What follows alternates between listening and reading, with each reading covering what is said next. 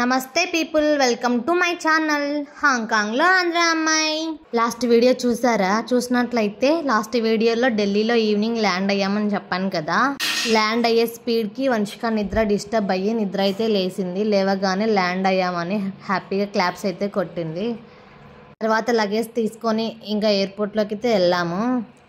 ఢిల్లీలో ఎయిర్పోర్ట్లో అయితే ఇలా ఉంది, చూడ్డానికి చాలా బాగుంది కదా. ఆ హ్యాండ్స్ ఏంటి అనుకుంటున్నారా? అవి క్లాసికల్ ముద్రాస్.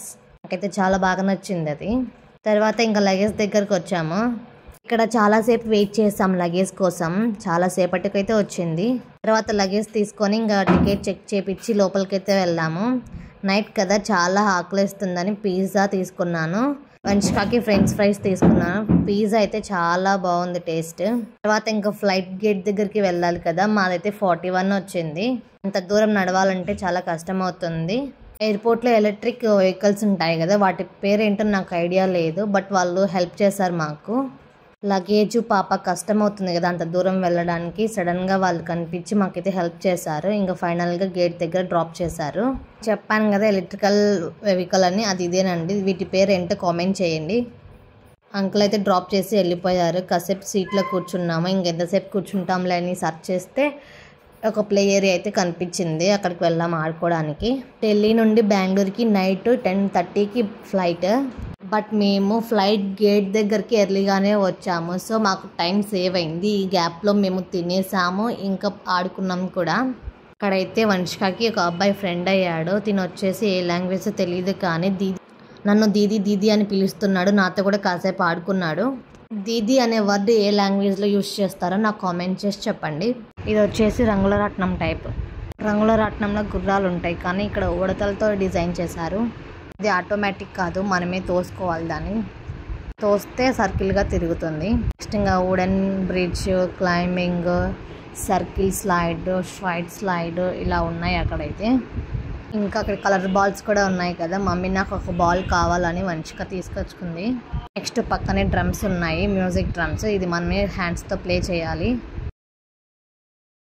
10:30కి ఫ్లైట్ అని చెప్పాను కదా. 10:20కి నేనైతే మా లగేజ్ దగ్గరికి వెళ్ళాను. అక్కడికి వెళ్ళగానే ఒక అనౌన్స్మెంట్ అయితే వచ్చింది. అదేంటంటే సీట్ నెంబర్ ప్రకారము లైన్లో నిలబడమని చెప్పారు. మాకైతే 37 అయితే వచ్చింది. 37A and B. అది వచ్చేసి ఫ్లైట్కి లాస్ట్లో ఉంది. ఎంత దూరం అసలు ఫ్లైట్లో ఇంత లాస్ట్ ఫస్ట్ టైం నేను. ఫ్లైట్ ఇంత పెద్దగా ఉంటుందని నాకైతే ఇప్పుడే తెలిసింది.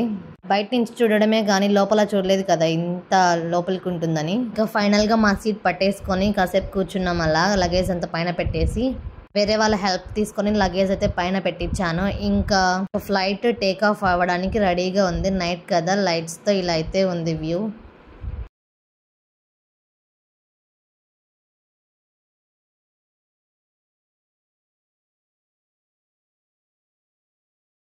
నైట్ టైం ఫ్లైట్ వ్యూ నుంచి కిందికి చూస్తే ఇలా ఉంది. ఇంకా ఎక్కగానే కాసేపటికి వంశిక కూడా నిద్రపోయింది. తర్వాత 12:30కి 1 గ్యాప్లో మాకైతే డిన్నర్ అయితే ఇచ్చారు. ఇది వచ్చేసి వెజ్ బిర్యానీ. టేస్ట్ మ్యాటర్కి వస్తే యావరేజ్గా ఉంది. చేద్దాం, ఇంకా ఆ టైంలో చాలా ఆకలిస్తుంది కదా, అలాగే తినేసాను.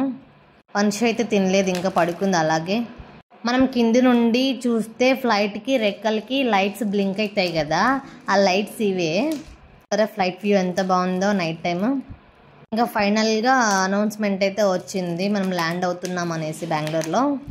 ఈ ఫ్లైట్ వచ్చేసి ఇండిగో కదా, ఇది వచ్చేసి టెర్మినల్ 1కి అయితే వెళ్తుంది. నేనైతే ఫస్ట్ టైం వెళ్తున్నా టెర్మినల్ 1కి.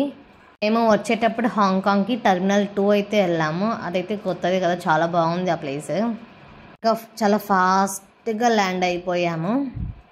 ఇంకా వెంటనే ఇంకా ఫోన్స్ అన్నీ అందరూ ఆన్ చేసుకున్నారు. నేను కూడా ఆన్ చేయాలా వద్దా అని ఆలోచించి ఫైనల్గా ఆన్ చేసి ఇంకా మా చిన్న బావకైతే ఫోన్ చేశాను. పిక్ చేసుకోవడానికి మా చిన్న బావ మా అత్తయ్య అయితే వచ్చారు. ఇంకా ఫ్లైట్ దిగగానే ఇలా బస్సులు అయితే పెట్టారు. ఇంకా బస్ ఎక్కి ఎయిర్పోర్ట్లోకి అయితే వెళ్ళాము. మేము వచ్చేసరికి ఆల్రెడీ 3 బస్సులు అయితే వెళ్ళిపోయాయి, అంతమంది జనాలు ఉన్నారు. పాపని లగేజ్ తీసుకొని ఇంకా బస్సు ఎక్కి ఎయిర్పోర్ట్ లోపలికి అయితే వెళ్ళాను. ఎయిర్పోర్ట్కి ఫ్లైట్కి కొంచెం డిస్టెన్స్ ఉంటుంది, అందుకే ఈ బస్సులు అయితే పెట్టారు. తర్వాత ఇంకా లోపలికి వెళ్ళగానే ఇంకా లగేజ్ తీసుకోవాలి కదా, ఇంకా లగేజ్ తీసుకొని బయటకైతే వెళ్ళాము.